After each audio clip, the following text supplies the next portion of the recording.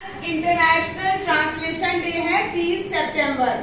Translation का बहुत महत्व है हमारे एजुकेशन में, हमारी शिक्षा में।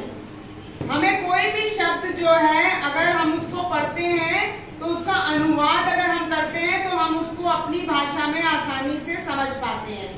आइए हम इसको थोड़ा सा प्रैक्टिकल करके देखते हैं। 3 भाषा ली है हमने, पहली अंग्रेजी इंग्लिश, दूसरी हिंदी और तीसरी उर्दू। अब अगर मैं चाहूं तो इंग्लिश को, यहाँ इंग्लिश लिखा है, मैं इंग्लिश को हिंदी में भी इंग्लिश लिख सकती हूँ और हिंदी को इंग्लिश में भी हिंदी लिख सकती हूँ। ठीक, ये तो हो गई स्क्रिप्ट, लिपि चेंज करना। लेकिन अनुवाद का अर्थ होता है उसका पूरी तरीके से अनुवाद कर देना, उसको अपनी भाषा में परिवर्तित कर देना। पहला वर्ड लेते हैं, इसको हम प्रैक्टिकल से सीखते हैं। पहला वर्ड हमने लिया है मॉर्निंग, क्योंकि मॉर्निंग में हम स्कूल आते हैं। मॉर्निंग इंग्लिश में मॉर्निंग यानी, अब मैम बताएंगी हिंदी में। हिंदी में मॉर्निंग को बोलेंगे सवेरा। सवेरा। आप डेली को देखते हैं message, good morning, good night, तो हाँ सवेरा। सवेरा। और उर्दू में सुबह, वेरी गुड। लेकिन हम उर्दू नहीं पढ़ पाएंगे तो वो हिंदी में भी सुबह लिख रही है। सुबह उर्दू लफ्ज है। हाँ, अब हमने इंग्लिश में वर्ड लिया है मदर। जीवन में मदर का बहुत महत्व है। हिंदी में मैम लिखेंगी, हिंदी में क्या कहते हैं मदर को? माता। अब उर्दू में अम्मी। अम्मी।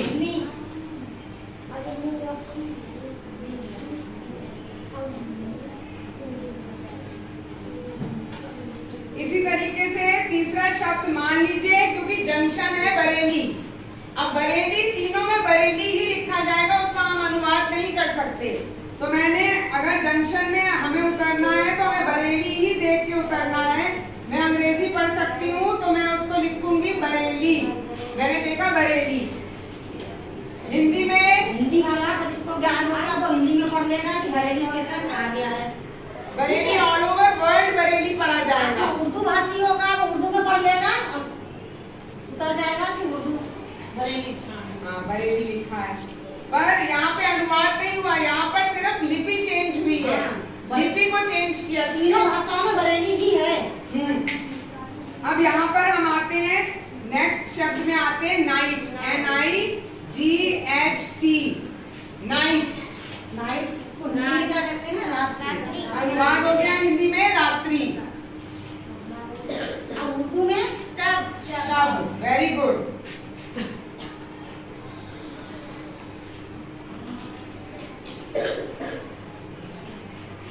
अब इसी तरीके से नया कोई और शब्द आप लोग बताइए कि जिसको हम कर सकते हैं। फादर, मदर लिया तो फादर, फादर यानी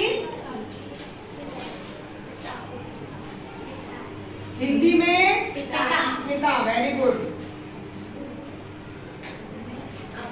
पूरे वर्ल्ड में जो है भाषा का अपना महत्व है। अगर हम कहीं भी जाते हैं, अब्बू, वेरी गुड, बहुत अच्छा, अब्बू।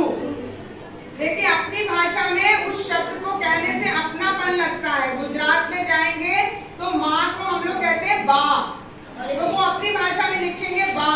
और वहाँ पे महाराष्ट्र में माँ को कहते हैं आई, तो आई बोलेंगे वो लोग अपनी भाषा में। और आई उनकी स्क्रिप्ट में, महाराष्ट्र लैंग्वेज में लिखा होगा आई। आइए हम आपको और महत्वपूर्ण बात बताते हैं।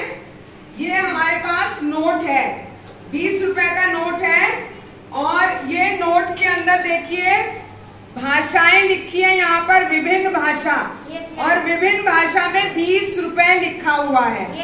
तो ये इसलिए कि बांग्ला में भी लिखा है, उर्दू में भी लिखा है, कन्नड़ में भी लिखा है, इसमें अनेक भाषाओं का प्रयोग किया गया है। राज्य में आप जाएं तो वो आसानी से पहचान लेंगे कि 20 रुपए का नोट है। अगर उन्होंने इंग्लिश नहीं पढ़ी, हिंदी नहीं पढ़ी, तो वो अपनी वहाँ की जो उनकी भाषा है, लोकल जो भाषा है, उनके प्रदेश की भाषा में वो पहचान लेंगे कि ये 20 रुपए का, उसके ऊपर खास यहाँ पर भाषा जो है वो लिखी जाती है।